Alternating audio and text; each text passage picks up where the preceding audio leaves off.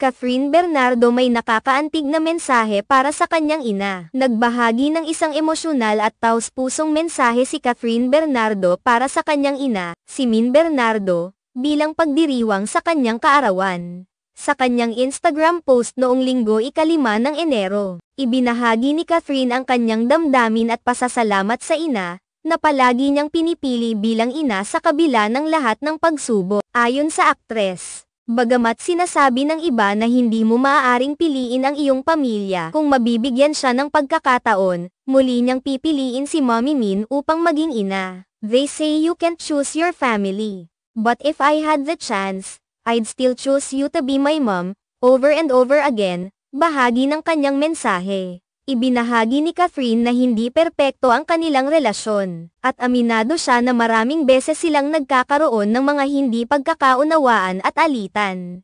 Gayunpaman, sinabi niyang ang mga hindi perpektong sandali na iyon ang nagpatibay at nagpapaigting ng kanilang ugnayan. Our relationship may not be perfect, lots of fights and misunderstandings. But it's the imperfect moments that made you stronger. They made me love you even more. Aniya. Ayon sa kanya, ang mga pagsubok na pinagdaanan nila ay nagpatibay pa sa kanilang samahan bilang mag-ina, at nagpatuloy ang kanyang pagmamahal kay Mommy Min. Bukod pa dito, ipinahayag ni Catherine na malaking bahagi si Mommy Min sa kanyang naging personalidad at kung anong klaseng tao siya ngayon. Ipinagmamalaki niya ang lahat ng bagay na natutunan niya mula sa kanyang ina at kung paano siya nahubog sa ilalim ng pagmamahal at gabay nito. We don't say it much, but we love you dearly. Your happiness will always be my happiness. Happy birthday, dagdag pa ni Catherine. Ang mensaheng ito ay hindi lamang patungkol sa kaarawan ng kanyang ina, kundi pati na rin sa pagpapakita ng kanyang pagmamahal at pasasalamat sa lahat ng sakripisyo at pag-aaruga ni Mommy Min sa kanya. Kahit na hindi palaging lantaran ang pagpapakita ng pagmamahal, malinaw ang mensahe ni Catherine na ang kanyang ina ay isang malaking bahagi ng kanyang buhay at kaligayahan. Kasunod ng post na ito, marami sa mga kaibigan at kasamahan ni Catherine sa industriya ng showbiz ang nagpadala ng kanilang mga pagbati at suporta kay Mommy Min.